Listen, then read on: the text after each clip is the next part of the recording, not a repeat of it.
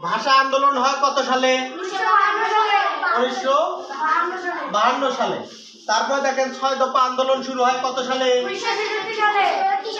1966 সালে। আচ্ছা, তারপরে দেখেন গণ অভ্যুত্থান হয় কত সালে? 1969 সালে। তারপরে দেখেন বাংলাদেশের প্রথম রাষ্ট্রপতির নাম কি বলেন? বাংলাদেশের প্রথম রাষ্ট্রপতির নাম হচ্ছে শেখ মুজিবুর রহমান। শেখ মুজিবুর রহমান।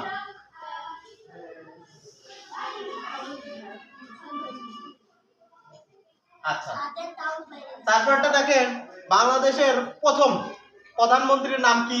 বাংলাদেশের প্রথম প্রধানমন্ত্রীর নাম তাজউদ্দিন আহমেদ।